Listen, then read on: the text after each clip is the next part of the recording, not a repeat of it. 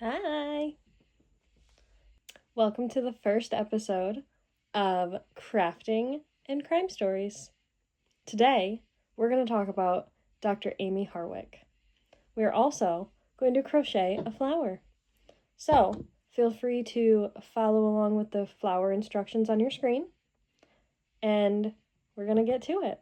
You'll need a ball of yarn, whatever color, whatever size you want. You will need a crochet hook that matches your yarn. I'm using a 5mm today. You'll need a pair of scissors, and then you'll need a yarn needle. Let's get to it.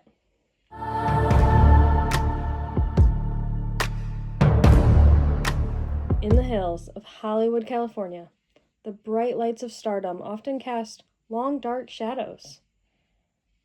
On the surface, Dr. Amie Harwick lived in the light. She was a brilliant, charismatic, and deeply compassionate 38-year-old family and sex therapist. She was a published author, a champion for the vulnerable, and a well-known figure in Los Angeles circles. She was even briefly engaged to comedian Drew Carey. Amie dedicated her entire life to helping others navigate their trauma, manage their relationships, and heal from abuse. But on the night of February 14th, 2020, the very horrors Amie spent her career helping others escape caught up with her in her own home. This isn't just a story about a tragic end. It's a story about a brilliant woman who did everything right to protect herself, only for a broken system and a relentless ghost from her past to fail her. To understand what happened that night, we have to look back a decade. Long before she was a renowned therapist, Amie had briefly dated a man named Gareth Pursehouse. The relationship was short-lived, but its aftermath lasted years. Pursehouse was abusive, controlling, and deeply unstable. He was very possessive and always wanted to know where Amie was at all times. Eventually, Gareth got physically abusive with Amie, and when she tried to end things, his behavior escalated into terrifying stalking.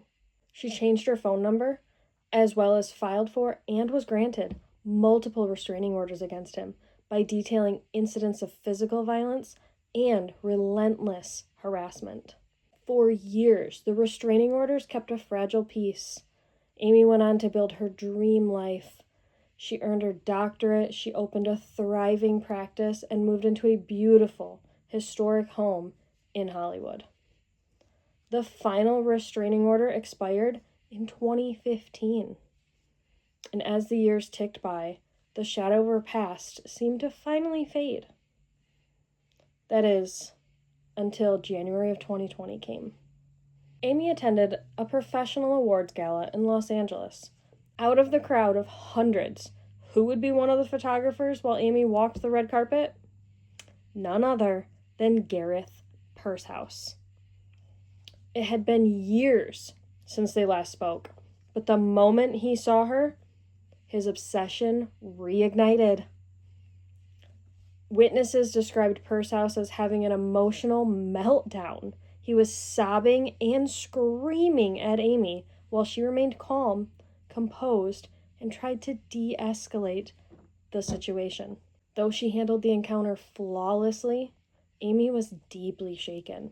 She told her friends that her stalker was back, and if anything happened to her, that it would be because of Gareth. Amie immediately began taking steps to upgrade her home security.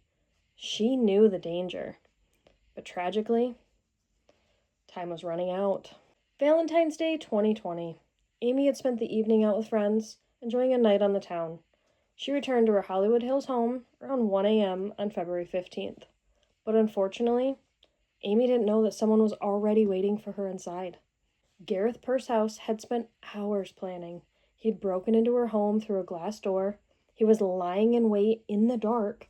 And shortly after Amie walked through her front door, a violent struggle erupted. Downstairs, Amie's roommate was awakened by the terrifying sounds of a physical struggle and muffled screams. Realizing Amie was in grave danger and that his phone was missing, the roommate made a desperate but brave decision. He ran out of the house, scaled a fence, and sprinted to a neighbor's home to call 911. Police arrived within minutes. As officers approached the home, they found a grim and heartbreaking scene. Dr. Amie Harwick was lying on the cement ground beneath her third-floor balcony. She had suffered severe injuries consistent with a fall, alongside clear signs of manual strangulation and a fierce struggle. Paramedics rushed her to the hospital, but her injuries were just too severe. Amie Harwick was pronounced dead a short time later. Response from the LAPD was immediate. Detectives found chilling evidence at the scene, like a syringe containing a lethal dose of nicotine was discovered on the property, suggesting that Pursehouse had intended to poison or immobilize Amie. DNA evidence and surveillance footage in the neighborhood quickly locked down the timeline. The footage shows a white male with gloves on covering the camera at about 9 p.m. And then again, the same man going over the fence at around 1 a.m. The footage also shows Amie's roommate running for help. This proves that someone had stalked the home, waited for her to be alone, and violently attacked her, ultimately throwing her over the balcony railing to her death. Because Amie had meticulously documented her past abuse, investigators didn't have to look far for a suspect. Within hours of the murder, a warrant was issued for Gareth Pursehouse. Less than 24 hours after the murder, police arrested Pursehouse at his home in Playa del Rey. Pursehouse was found with multiple scratches and even bite marks on him. The police also found a matching syringe in his home. The tragedy sent shockwaves through the community. Her friends, colleagues, and patients were all shattered. The woman who had spent her life providing a safe space for others had her own safe space brutally violated. As we all know, the wheels of justice, they turn slowly, compounded by court delays over the following years. But in September 2023, Gareth Pursehouse finally stood trial. The prosecution laid out a devastating case of a decade-long obsession and excessive stalking that turned deadly. The jury, they didn't deliberate long. Gareth Pursehouse was found guilty of first-degree murder and first-degree residential burglary. He was sentenced to life in prison without the possibility of parole. While this is great news, Amie's murder still sparked a massive, vital conversation about the glaring flaws in stalking laws and domestic violence protections.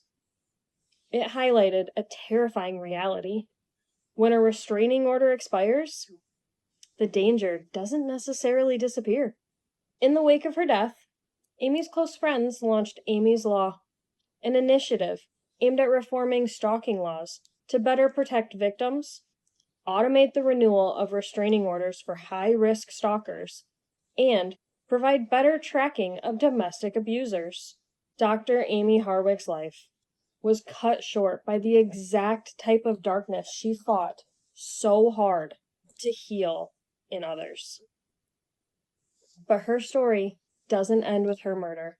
It lives on in the lives of the patients she saved, the awareness raised in her name, and the ongoing fight to ensure that no one else has to live in fear of the shadows in their past. I hope you had a great time listening. I hope your flower turned out just as cute as mine. Until next time. Thanks, guys.